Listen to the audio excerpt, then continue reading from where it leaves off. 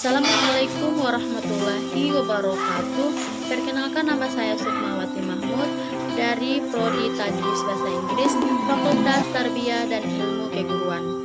Untuk kesempatan ini, saya akan mempresentasikan materi yang ada pada bab 1 yang berjudul Skripsi, Tesis, dan Disertasi.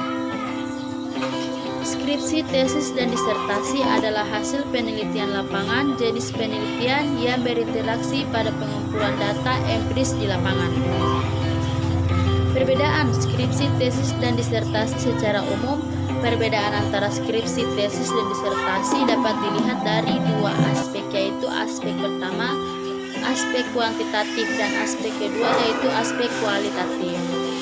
Aspek kuantitatif secara literal dapat dilakukan bahwa disertasi lebih berat bobot akademiknya daripada tesis. Tesis lebih berat bobot akademiknya daripada skripsi. Aspek kualitatif hanya dapat dikemukakan secara konseptual, namun sulit untuk dikemukakan secara operasional. Bentuk aspek-aspek yang dapat membedakan skripsi, tesis, dan disertasi. Yang pertama yaitu aspek permasalahan. Penulis disertasi dituntut untuk mengharapkan permasalahan yang dibahas dalam disertasinya, agar temunya dapat memberikan sumbangan asli bagi ilmu pengetahuan. Sedangkan untuk penulisan tesis diharapkan dapat menghasilkan sesuatu yang memberikan sumbangan bagi ilmu pengetahuan. Yang kedua, aspek kajian pustaka. Dalam mengemukakan hasil kajian pustaka, skripsi hanya diharapkan untuk menjelaskan keterkaitan antara penelitian yang dihasilkan dengan penelitian lain dengan topik yang sama. Yang ketiga, aspek metodologi penelitian. Penulis skripsi dituntut untuk menyebutkan ada upaya untuk memperoleh data penelitian secara aktual dengan menggunakan instrumen pengumpul data yang baik. Yang keempat, aspek hasil penelitian. Hasil penelitian yang dipaparkan dalam kesimpulan skripsi harus didukung oleh data yang diperoleh dari penelitian yang dilakukan.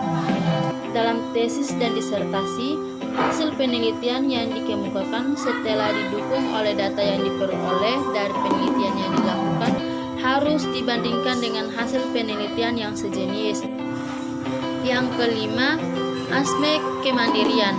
Secara kuantitatif dapat dilestarikan sebagai berikut. Untuk disertasi, kira-kira 90% dari naskah tersebut adalah karya asli mahasiswa penulisnya, sedangkan sisanya 10% merupakan cerminan dari bantuan, bimbingan, serta arahan para dosen pembimbing. Untuk tesis, persentase karya asli bisa lebih kecil daripada disertasi, dan untuk skripsi, persentase karya asli mahasiswa bisa lebih kecil daripada tesis. Kode etik penulisan karya ilmiah. Kode etik adalah seperangkat norma yang diperhatikan dalam penulisan karya ilmiah.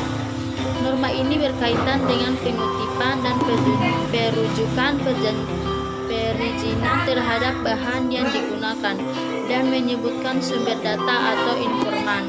Dalam penulisan karya ilmiah, penulisan harus secara jujur menyebutkan rujukan terhadap bahan atau pikiran dari sesuatu sumber atau orang lain yang tidak disertasi dengan rujukan. Itulah presentasi singkat dari saya. Apabila ada kesalahan, saya mohon maaf. Wabillahi taufiq wal hidayah. Wassalamualaikum warahmatullahi wabarakatuh.